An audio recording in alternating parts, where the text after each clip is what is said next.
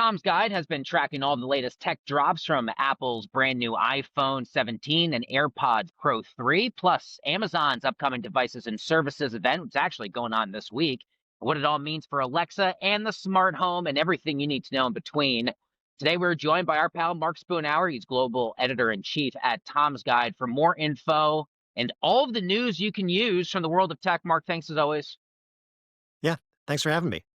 So let's start with the big Apple announcement. As of late, everyone I feel like has now seen the orange version of the 17 Pro in the commercials. It's all over every football game I watched. I'm being bombarded with Apple ads. What are your big takeaways from Apple's new releases?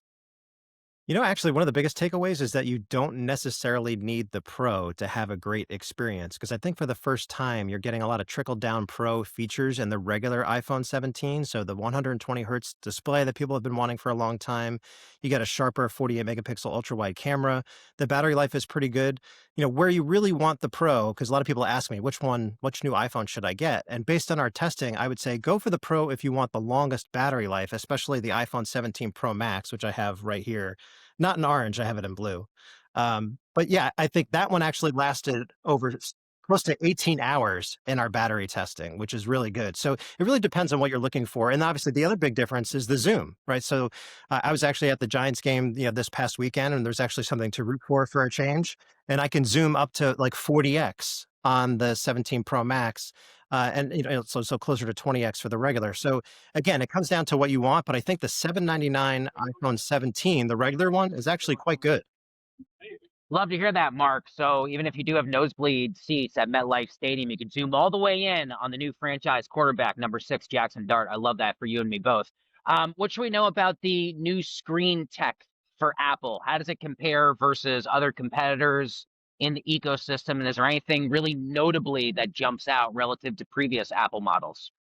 I would say in this case, it's more about like having less glare on your screen, especially when you're outdoors. So not only are the displays super bright, so they go up to 3000 nits, which is a really high number, but what that means is that like when you're in direct sunlight, you can still make out your display. And like if you're watching a movie or like TikTok or whatever happens to be, you're not going to get as much glare coming in. So they're much better at minimizing reflections. And I think that's something you'll see in day-to-day use. How big of a deal is the Apple Live Translation features? I think it's a big deal in the sense that it's not limited to the AirPods Pro 3. It's actually also supported on the AirPods 4 as well as the AirPods Pro 2. So I actually tested it out a couple of times already. And I think the one thing that people need to know is that you have to be a little bit patient. So it's Siri's doing the translation for you, and you'll actually see the words like on your screen for the iPhone. So if you're showing it to someone in front of you, and then you actually hear the words through your earbuds that are being translated. So as long as so it's close to real time, but not quite. But I would say that the accuracy is actually better than I expected. Is there any other notable feature that maybe you think we should be talking more about, or something that might end up impacting consumers more? I actually think like the heart rate monitor for the AirPods Pro 3 is actually pretty interesting in the sense that you don't necessarily need to have your Apple Watch with you in order to track your heart rate, especially if you wanted to start like an exercise and you just have like your iPhone with you. So I think that feature is really cool. Let's switch over and talk about Amazon, this week's devices and services event. What has most stood out to you so far from the stock that is the only, believe it or not, Magnificent Seven stock not in positive territory so far year to date? Fair or unfair, we group them together. Amazon's Sure. lagging the bunch, but what did we hear this week? Well, we definitely heard from Amazon about AI and how they're trying to make it meaningful in people's lives. And there's a couple of examples that I spotted today that actually made sense. So one was Ring, right? So the founder of Ring, Jamie, actually came back to the company. And one of the reasons why he said that, we're doing an interview with him on Tom's Guide, is that he really was excited by the fact of what you could do with AI when you combine that with Ring cameras. So there's doing this feature called a search party. So at first, it's going to be limited to animals like pets, like your dogs. So like if you lose your dog, you could actually like ping the entire like nearby vicinity all at once. You just submit a picture, And then, like, if someone loses their dog, they're like, it's a family member that's missing, basically, right? So they're training all of the eyes of these cameras to find that lost pet. So I thought that was actually really cool and a meaningful use for AI. And there are some other cool things like with Fire TV, you could say, show me that scene of that movie when this happens, and it'll go directly to that scene. Like you don't even have to say like you don't even have to know the movie title. So like those like sorts of like wow features with AI that can get people excited about it without like shoving AI down people's throats, I think is that balancing act.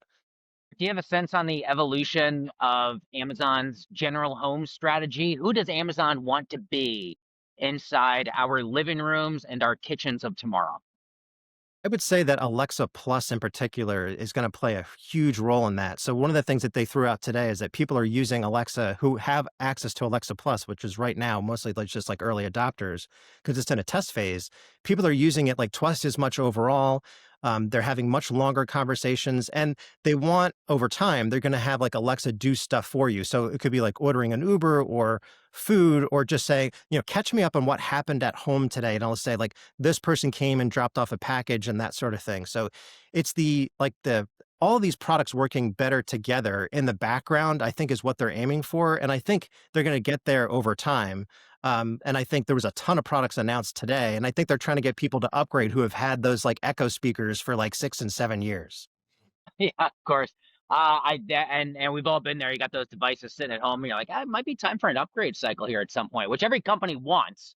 Every quarter, every year, they want the upgrade cycle. It's a matter of whether or not we really need it.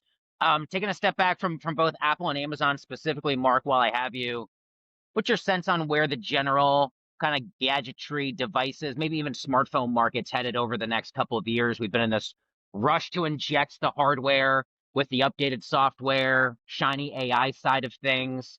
Do you have a sense now a little bit more how the dust is going to settle into 2026?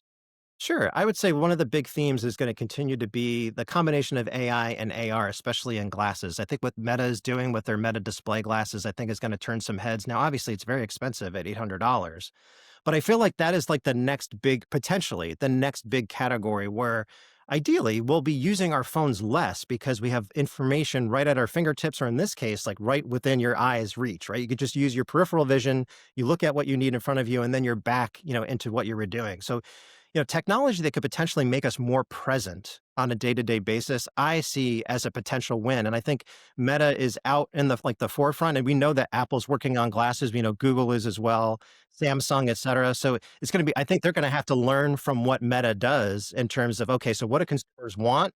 And where do we push too far in terms of like the fear of surveillance and things like that?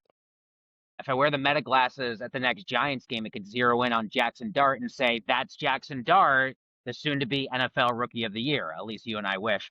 Before I let you go, any top gadget or trend you'll be looking for now that officially this week, somehow and possibly, it's already Q4, holiday shopping's around the corner.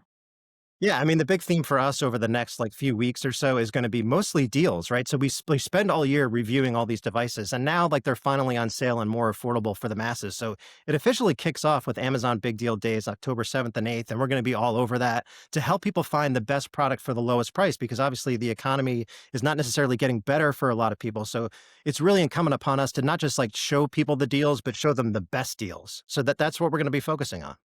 Amazing. Mark Spoonhour, very grateful to your time and your tech expertise as always. Mark is global editor in chief at Tom's Guide. Mark, thanks as always. Good to have you. All right, thank you.